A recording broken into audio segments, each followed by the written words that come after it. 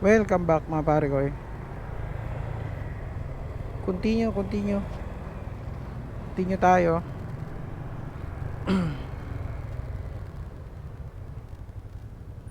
Oh no, malalim.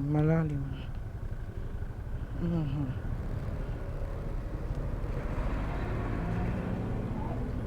Ito na ako ngayon sa may Molino 3 ba to? O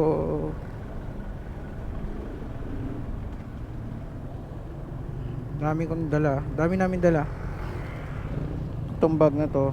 Ito kasi yung laptop.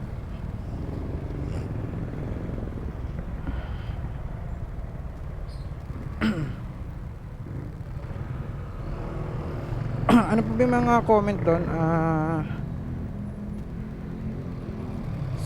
About sa steep grill, no? Yung steep grill, kaya ako nalagyan ng mga maraming gamit dito, kampante ako kasi may steep grill ako.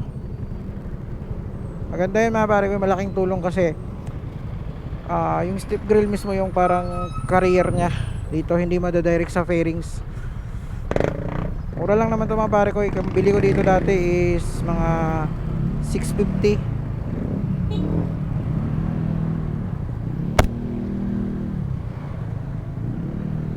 650 to 700, tapos pag may shipping siguro mga 750, ganun. Sa Shopee lang din. Gusto kong lagyan dito sa harap ng mga bag o kaya mga medyo mabibigat na bagay para stable siya, no? Para hindi magwiwiggle yung ating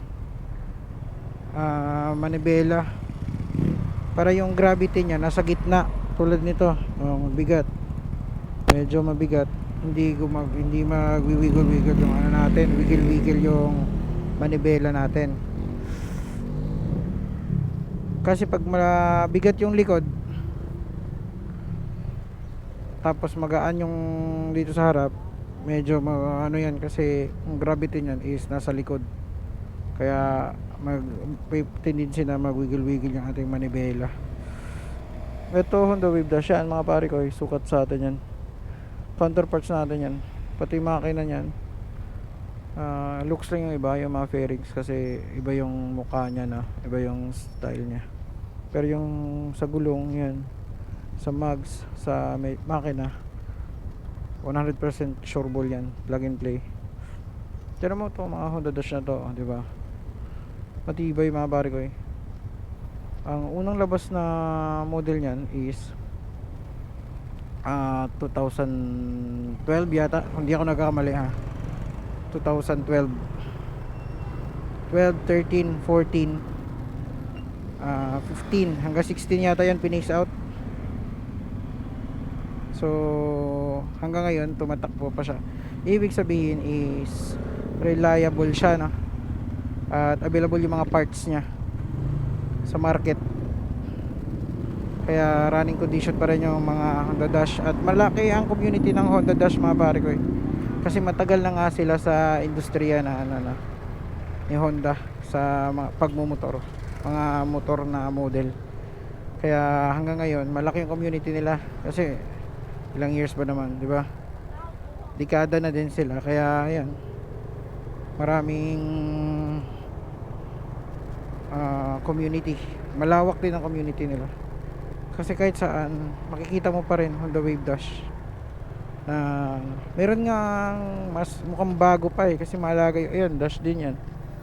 Meron pang mukhang bago pa kasi malaga yung owner, no? Depende din kasi sa pag-aalaga, kaya parang vintage na siya, no? Kasi phase out na eh, rare na yan siya eh. Tapos alam niyo mga pare ko, yung mga lumang motor tapos pinapogi mo siya, na pag mo na siyang iano, parang stock lang din pero maganda yung pairings niya, makintab, presentable, maganda. Kaya tapos phase out na, unique, di ba? Kasi parang alam mo yung bago pa siya, pero sa panahon ngayon bago pa rin siya pero luma na siya, ano? Parang lumang motor na siya, matagal na siyang nilabas, ni-release, pero panahon ngayon, mukha pa rin siyang bago. Kaya niya pa rin makipagsabayan. Yun ang astig, di ba? Kasi unique. Kasi ikaw na lang yung, hindi naman sa ikaw, rare na lang kayong may ganun na mukhang bago pa rin. Tulad nung ano mga pare ko, alam niyo yung Kawasaki Fury. Oh, 2009 ang release nun, di ba?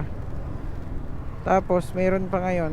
Alam mo yung ano, yung hindi yung new breed yung bilugan yung mukha na Fury.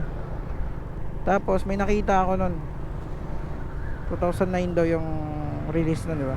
May nakita ko nun, sobrang bago pa tingnan. Kaya napawawak, wow. Kasi maalaga nga yung ano, pinapa-buffing niya pa yung fairings. Ang ganda. Kaya mapaano ka talaga, mapapa-wow ka talaga. Kasi, di ba? Tagal ng pinis out, tapos yung sa'yo bago pa mukha. Bago pang mukha, di ba? Kaya believe ka talaga sa may-ari, no? Tapos condition pa. Kaya pa makipagsabayan kasi 125 yun eh. At saka yun lang din yung ano eh, kahit mismo sa panahon yun, yun lang din yung nirelease ni Kawasaki na ano eh, semi-automatic eh. Kaya goods talaga.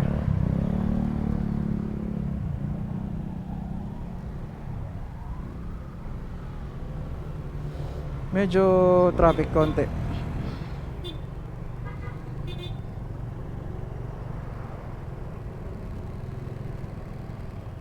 Time check 4:27 na. Ang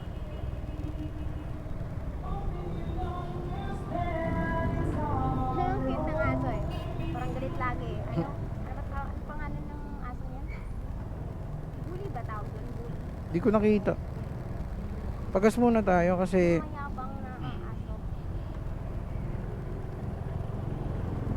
wala na pala tayong gas.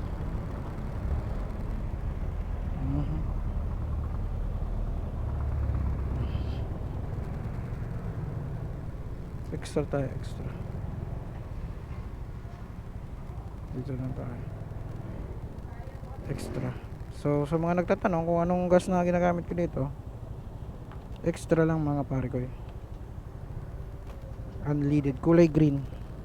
Hal, pasoy mo na ako. Diyan yung laptop natin.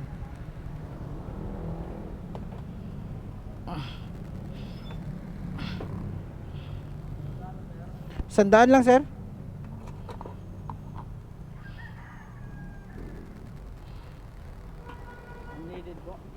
Oh, extra.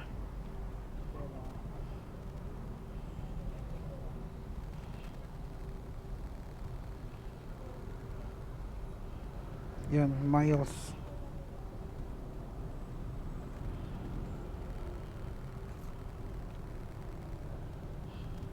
Thank you.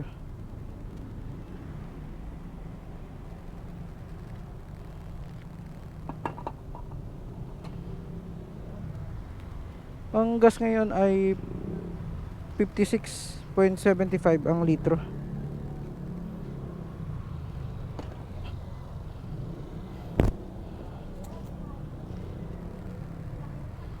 Medyo bumaba siya konti.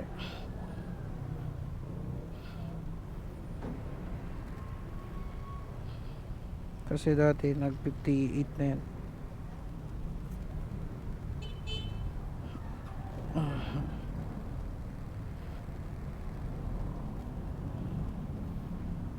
Paliparan tayo daan. Thank you. So ayun, meron tayong, parang wala naman. Siguro doon na. So wala siya sa resibo, baka magpa-pop na lang siya doon sa ano natin, sa ating cellphone, sa apps.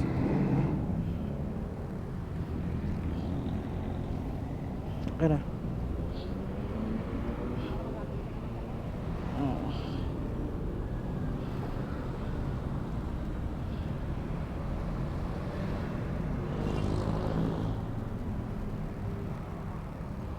Let's go.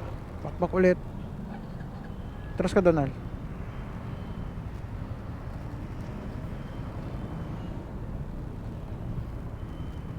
Isa pa sa pinaka gusto ko talaga dito kay RSX mga pare ko gas consumption. Grabe, sobrang tipid.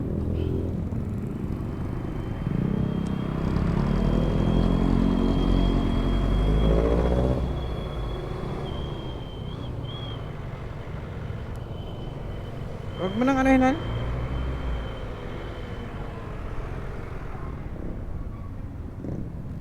Sobrang tipid mga pare ko eh. Tipong isang daan lang pinapagas ko dito.